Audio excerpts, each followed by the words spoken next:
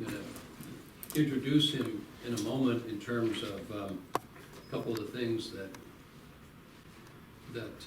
Stephen Ambrose has to say about P-47 pilots. And are we running? Are we up and running now? Yeah. Okay.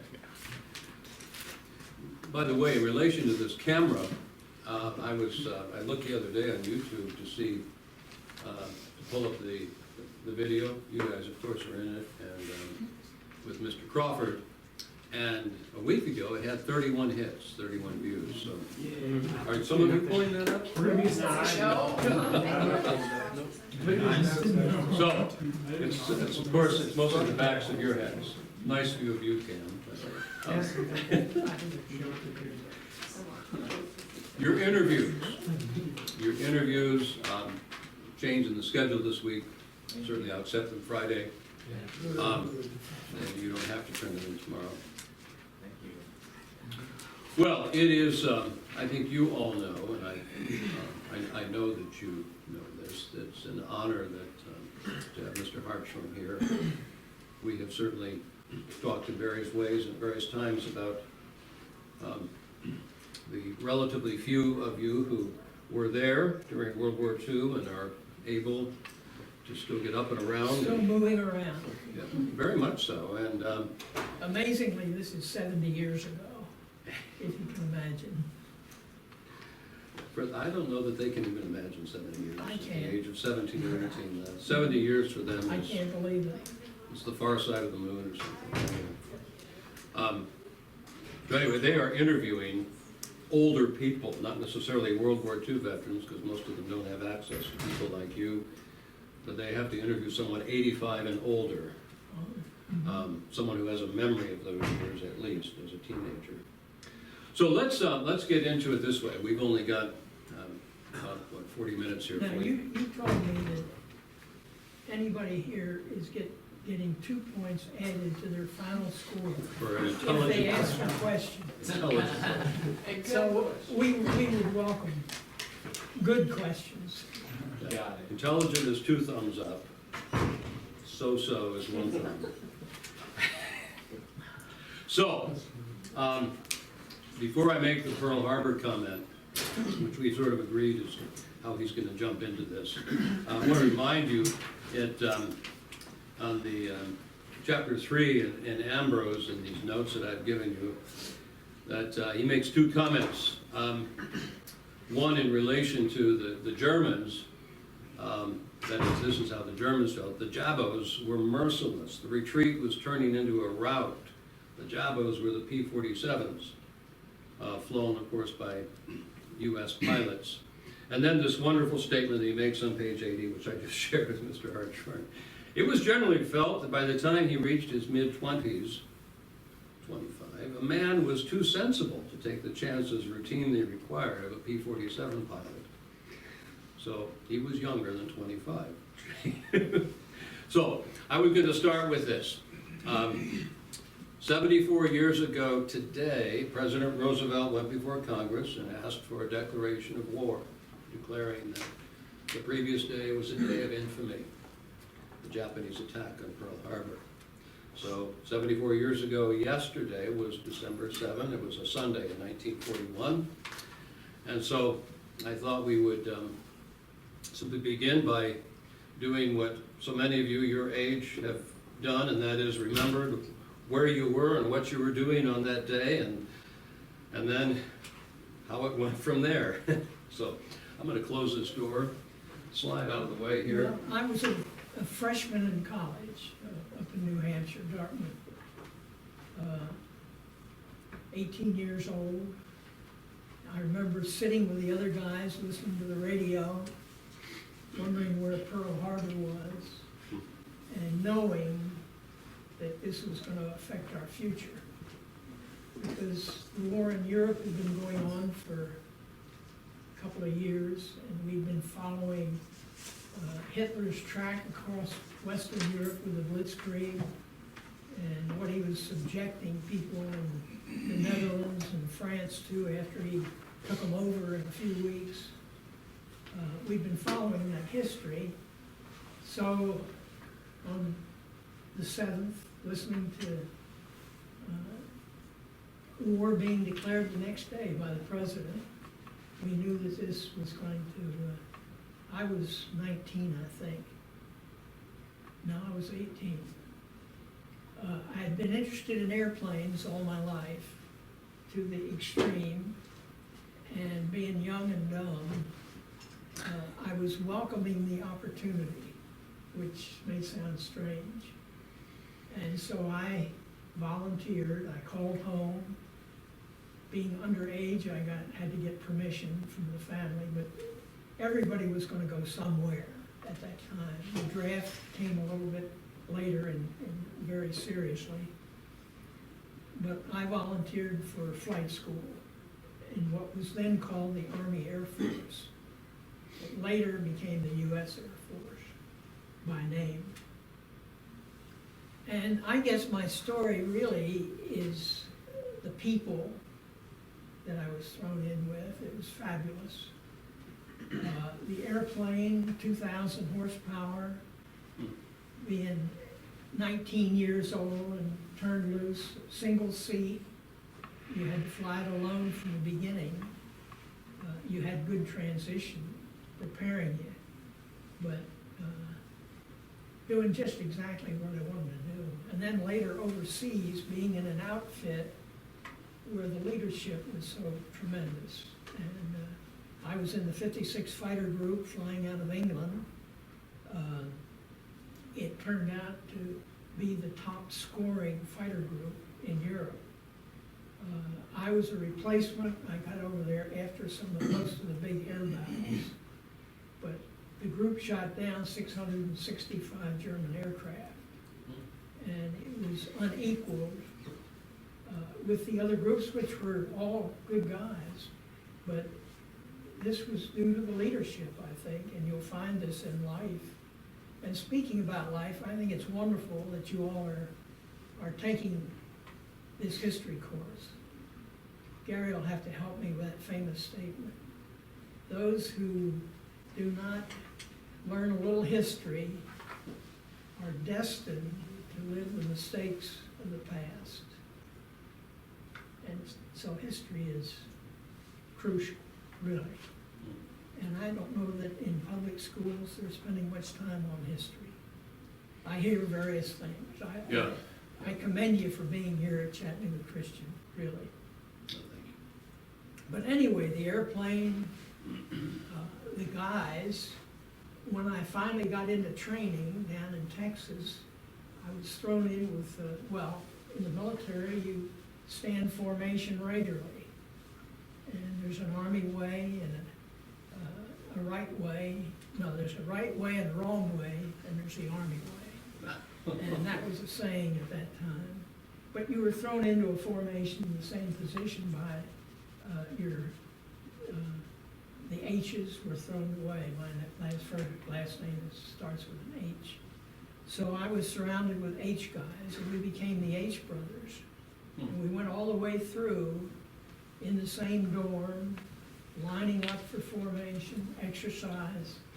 And these guys became they were all college boys that had been called up from all over California and Michigan. They became lifetime friends. And they're all gone now, every one of them.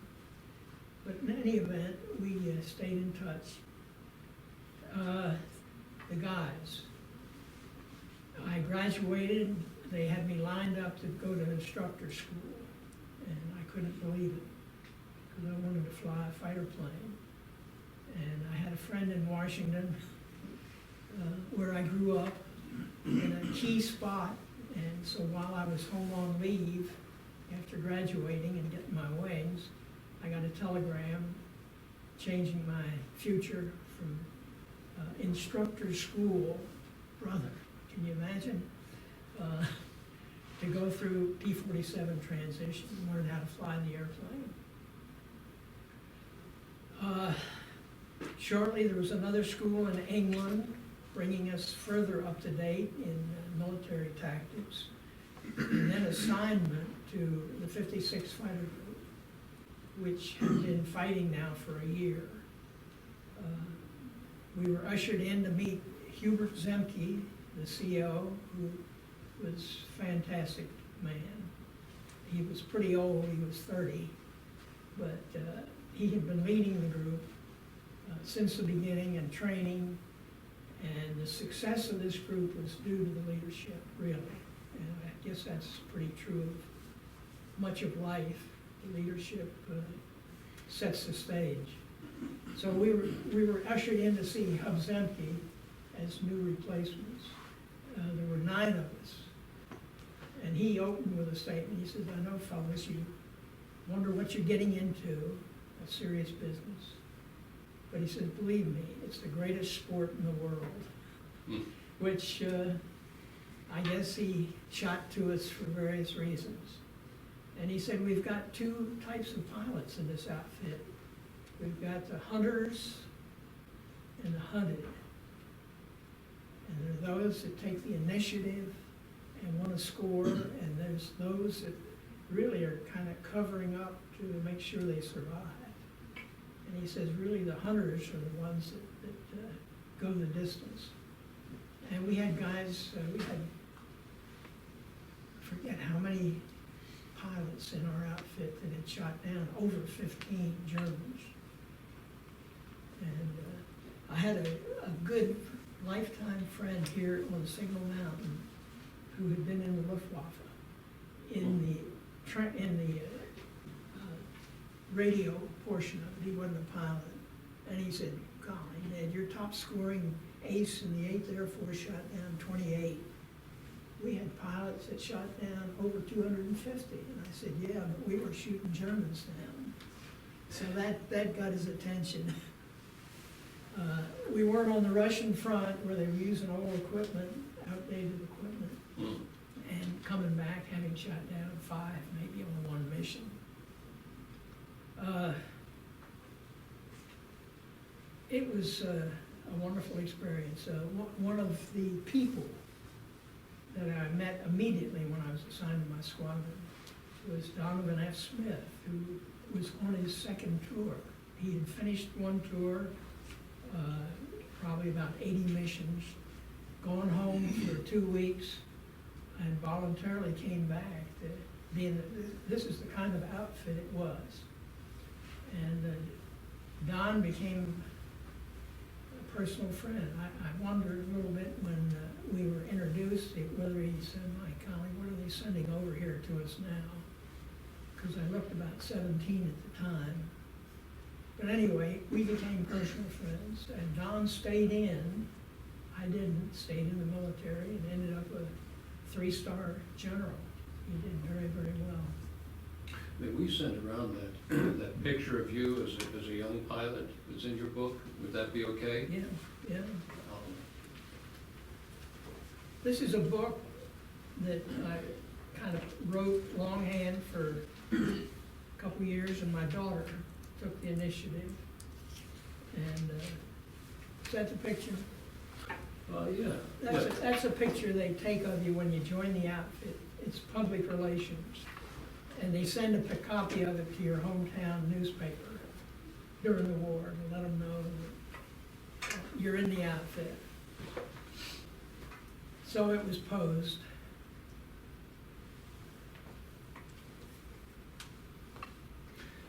Jackson would like to jump in with a question, if you're okay with that.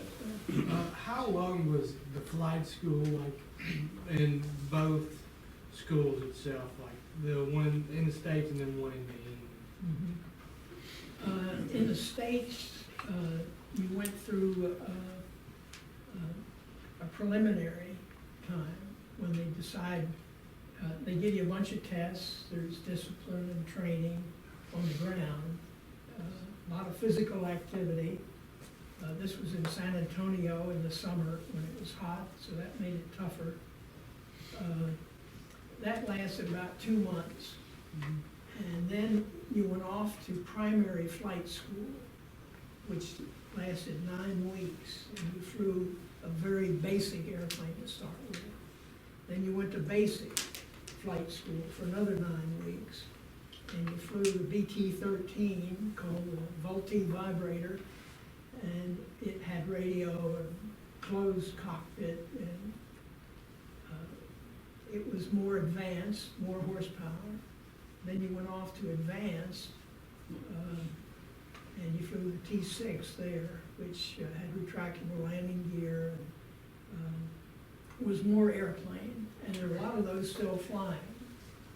Rich people seem to buy them up. So the whole thing was about 9 months. And then you graduated, got your wings, and then you went off to transition, depending on whether you're going to be a bomber pilot, learning to fly twin engines, multi-engine, or you went off to fighter school, and that's where I checked out of the P-47, which was a big day. The maximum horsepower up till then had been 600 horsepower. And suddenly, here's this 2,000 horsepower machine that weighed 13,000 pounds, and nobody goes up with you.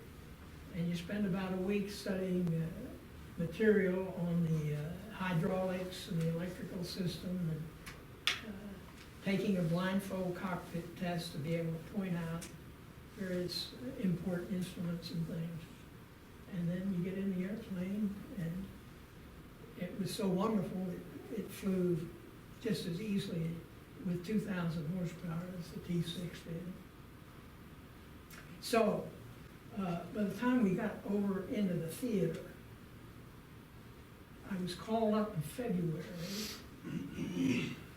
training, and I didn't get into the theater until the 1st of July, 44. I was one of 9 fellows that had reported to the 56 Fighter Group.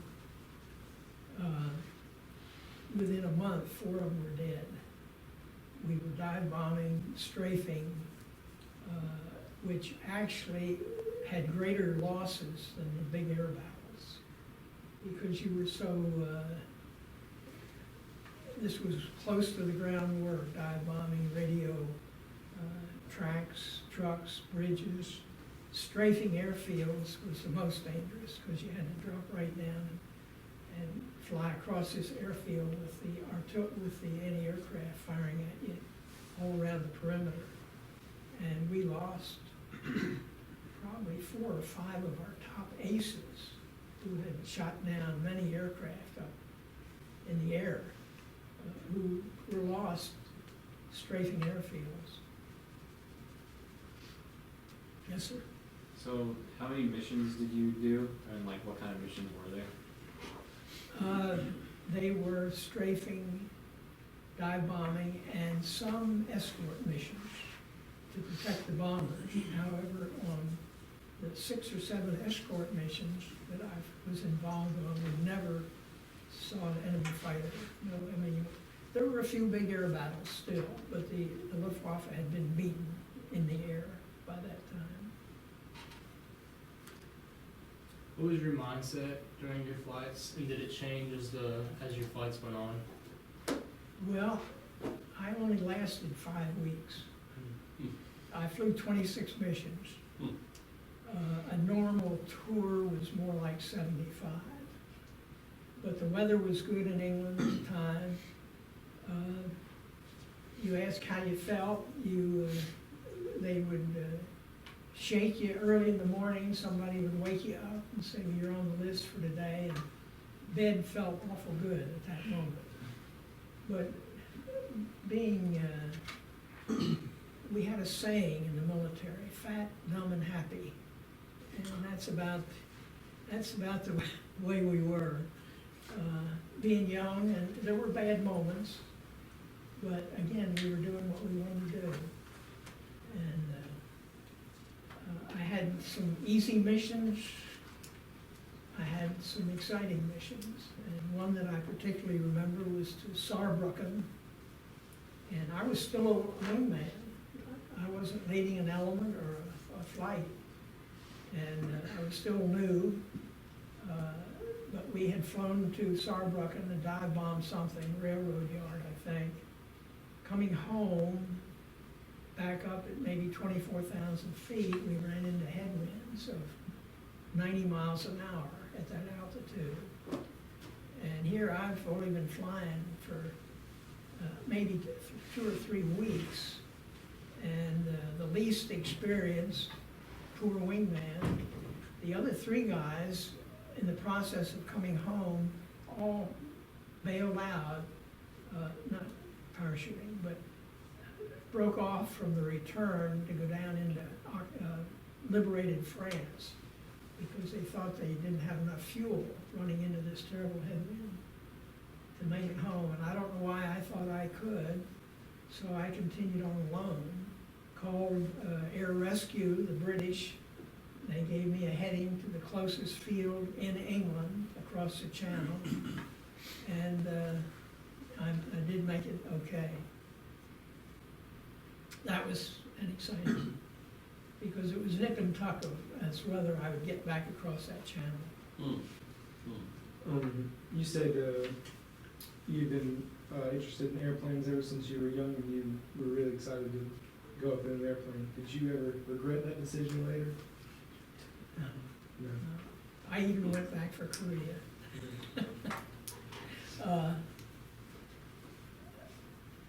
My experience was totally different than my younger brother, who went in at 18 as a foot soldier. He got caught in the draft and ended up in the Battle of the Bulge, wintertime, on the ground. You didn't get rotated like we did after probably 70 missions. They sent us home to become an instructor. These infantry boys went into service, and they stayed until they were killed or wounded or somehow got through, which was highly unlikely. So my brother doesn't think I know anything about what war's like, because I was mostly enjoying it. Yes? I know the P-47 is like a single pilot plane. So whenever you were in like doing something like strafing mission or something where it was like really intense, did you feel isolated, or did you, like, knowing that the rest of your people were like flying around with you, make you feel less alone? It's good to have other airplanes around you on the same mission.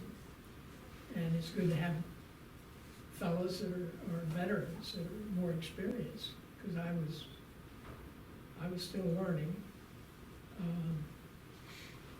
I remember a little anxiety before the mission.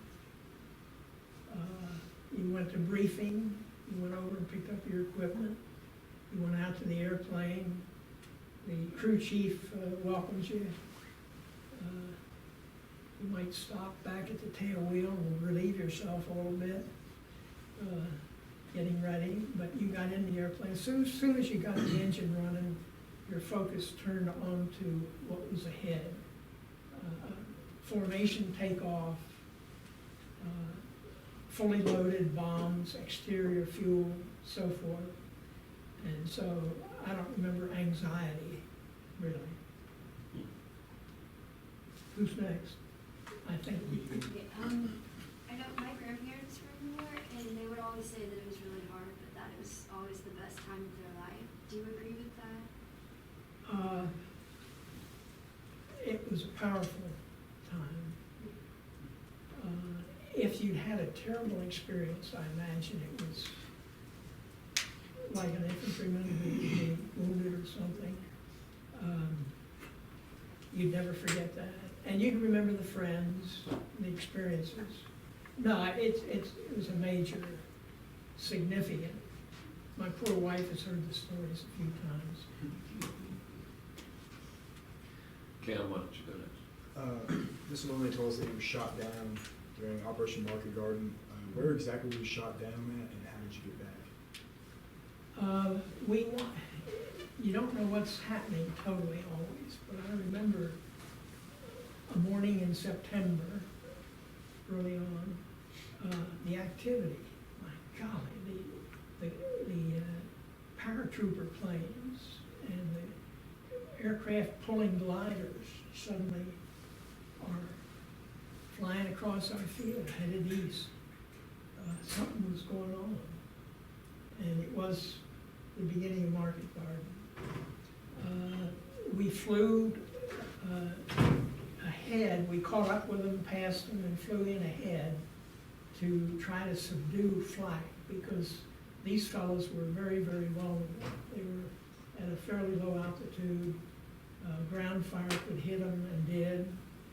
So we were there early to try to suppress his flak and save the airborne guys. We flew it on, I think it was Saturday the 17th, and then on Sunday again, we took off, flew across the North Sea at wave top height, because you're safer down close. They can't get their guns on you as quickly. You're there and then you're gone. So we crossed, this particular day, we crossed into Belgium, topped the coast, spread the formation out a little bit to have more room so that we could look around. If you're flying tight formation, you're totally focused on that other airplane. Opened the formation up, headed up across Belgium and into the Netherlands, and immediately everything began to go wrong. They were tearing us up instead of we were tearing them up. And actually that day we put up, the group put up 39 airplanes, and 16 of us got shot down. So it was a bad day, and it was my last flying day. And I was able to pull up after this big explosion in my wing. Wheels came down, the hydraulic system was shot. Engine running, I pulled up from a very low altitude and flew back into friendly territory for 3 or 4 or 5 minutes, I don't know. Engines running, very low overcast. So I wasn't able to pull up and gain too much altitude. And wondering, I had the canopy open. I couldn't crash land with the wheels down because you'd end up on your back.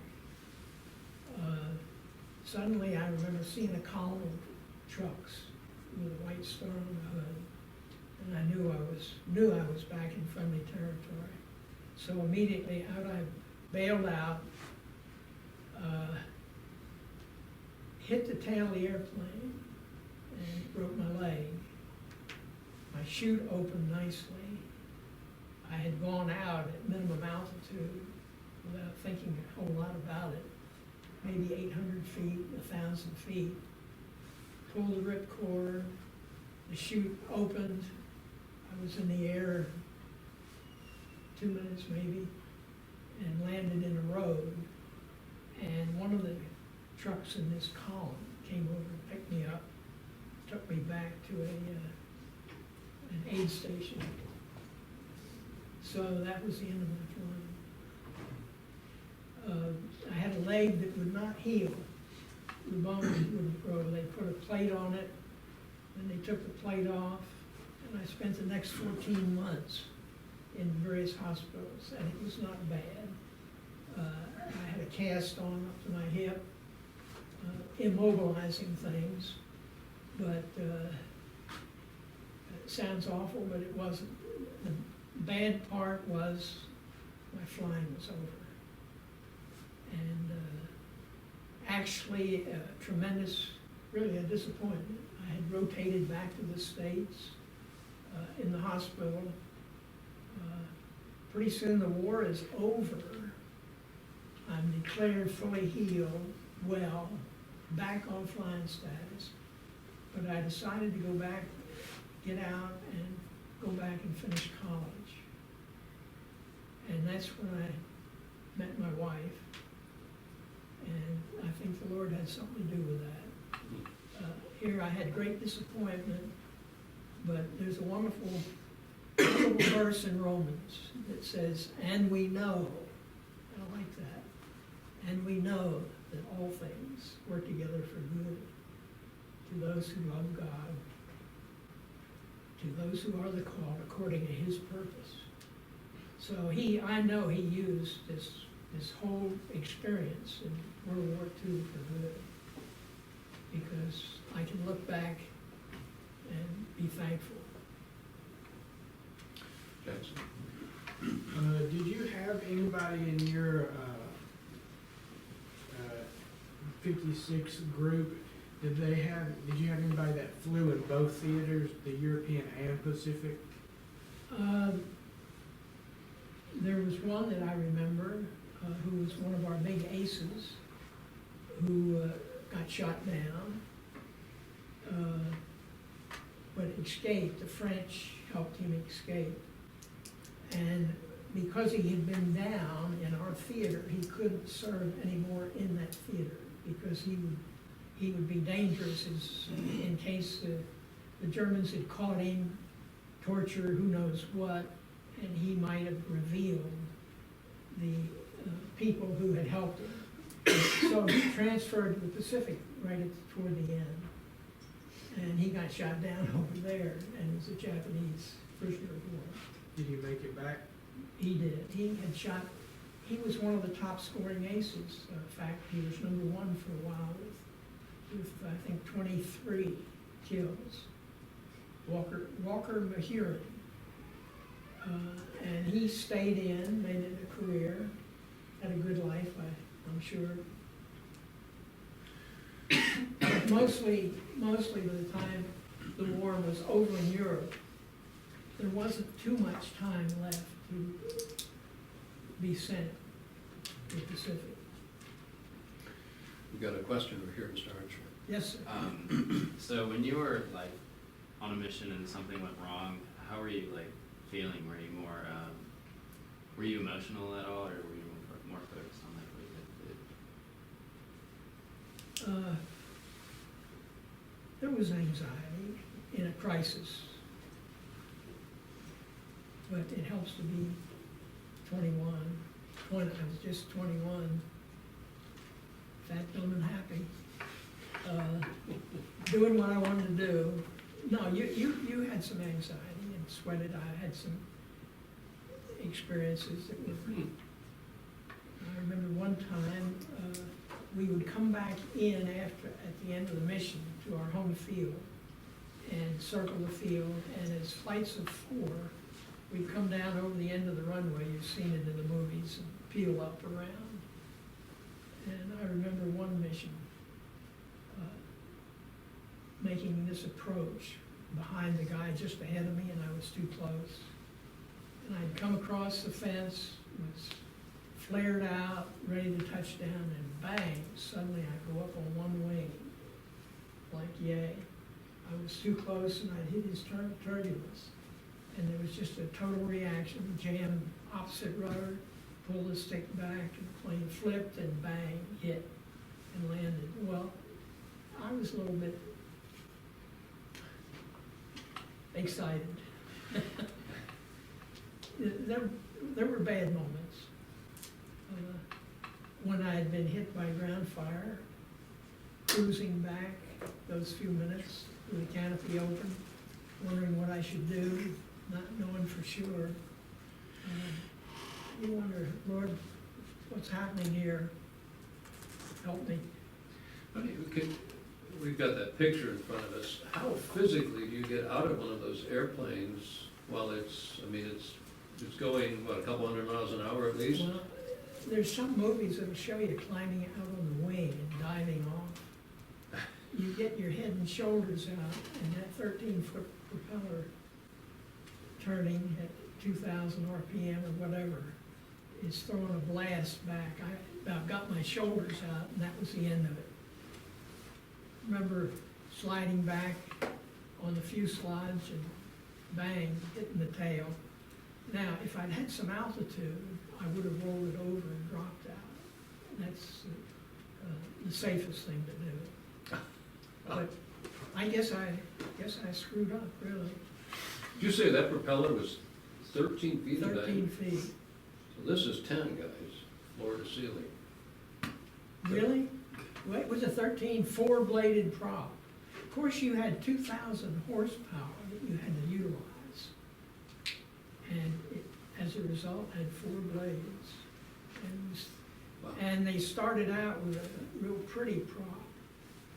And by the time I got over there, they had what they call new paddle props that were wider and square, and they cut more air and changed the performance of the airplane, climbing and high speed and so forth. But there was a lot of air going across the fuselage.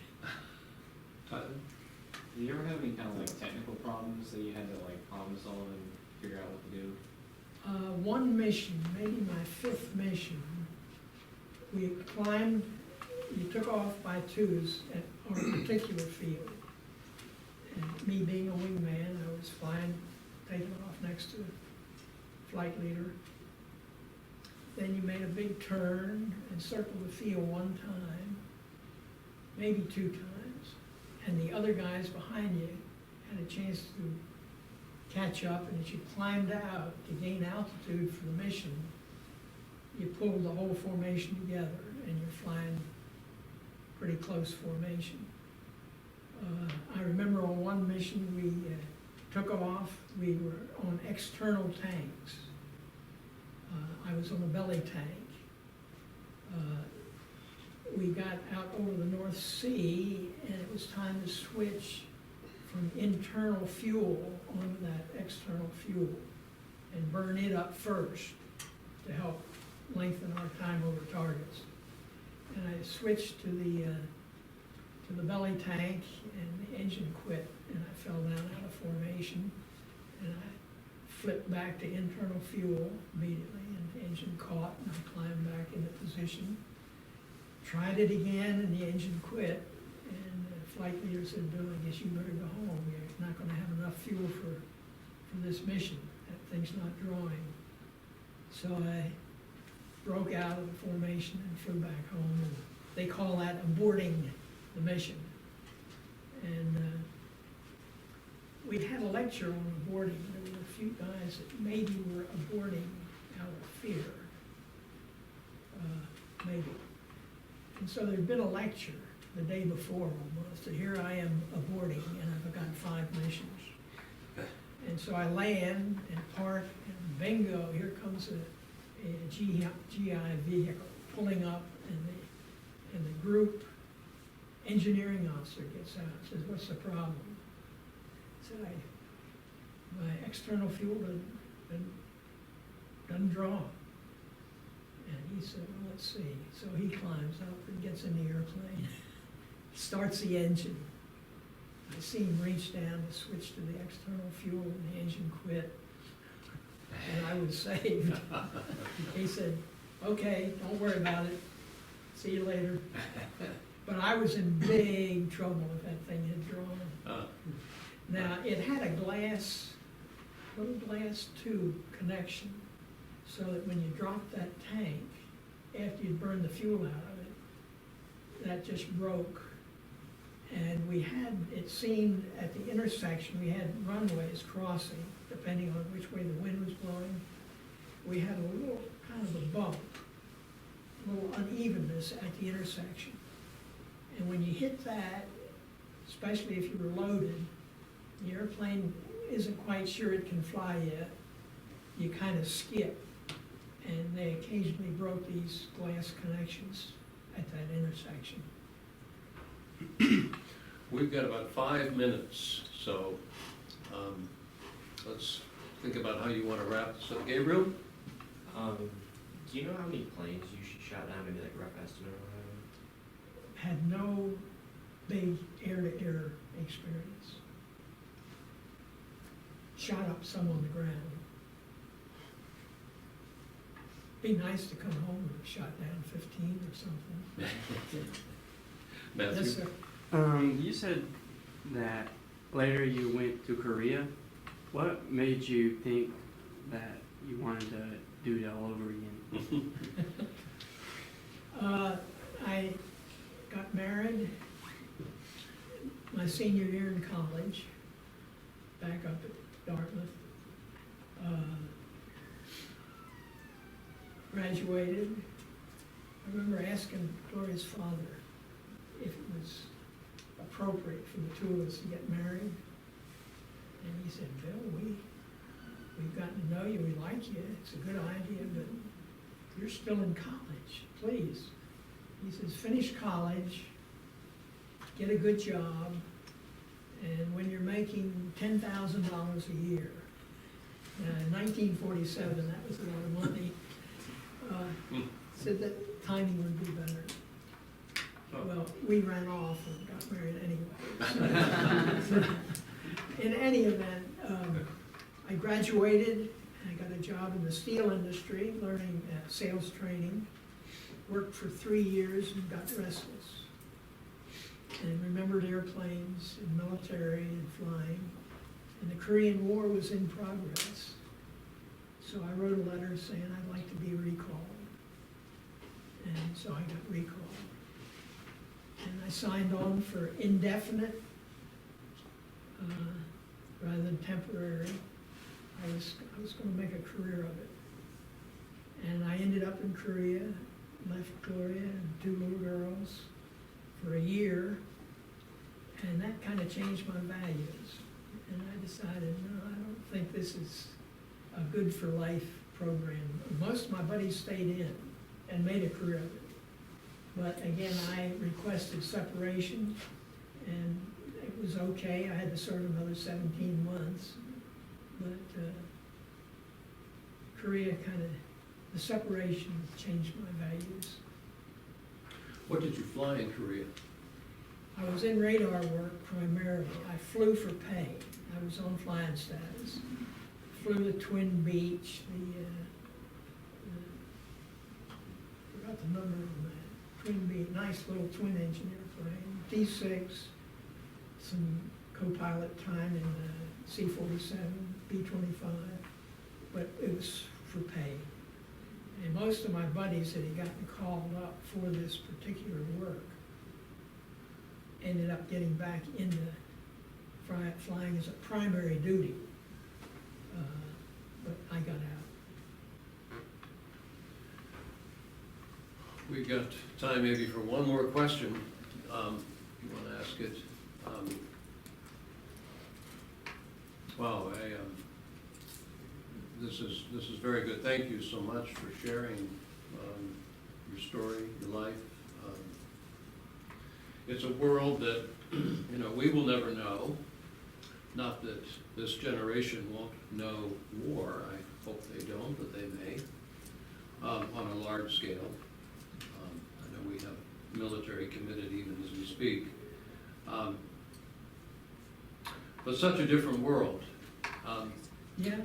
Maybe your final reflection here, just on the the difference, however you're thinking about it, the difference between then and now. I mean, Well, I had a complete life after all this military. I was a steel salesman, concerned about moving steel, competing, and very much involved.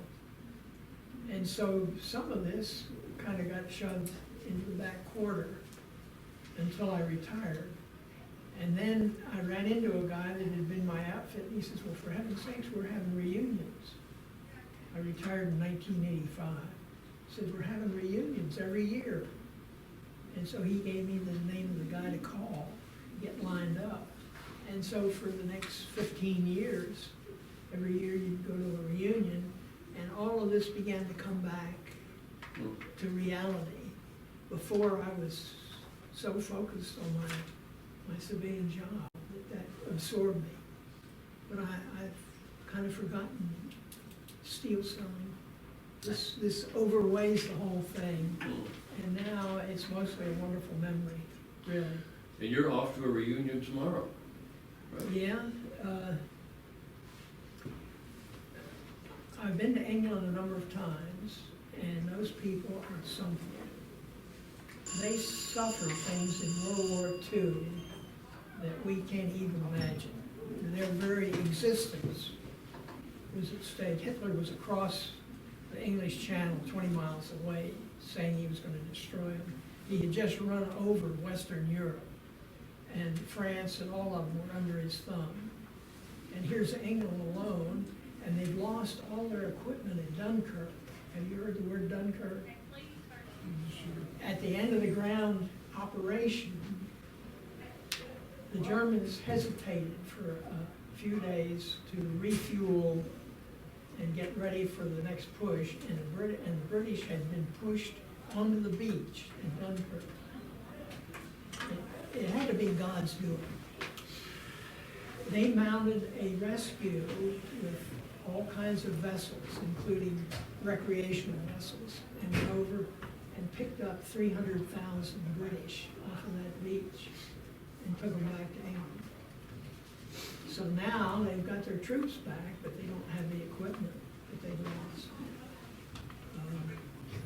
And Churchill, the man of the century, is dealing with Roosevelt, trying to get help. And we were committed, we don't want any more wars in Europe, you know, that was the feeling. And it's a heck of a story, really. Now, how did I get on that? Well, we're gonna have to let these kids go, but I wanted you to be able to tell them in a word or two about your reunion. You're leaving tomorrow, I understand. Yeah, You're off to England. we got a phone call and said, would you be available to go to England, you and your wife, all expenses paid? There's a big occasion and there's no guys left. You're 2 out of 150 that are available. And so we're leaving Thursday to go to England for the week. And just represent the 56 Fighter Group. Will you go to that place where the air base was? We will visit, it's now a turkey farm.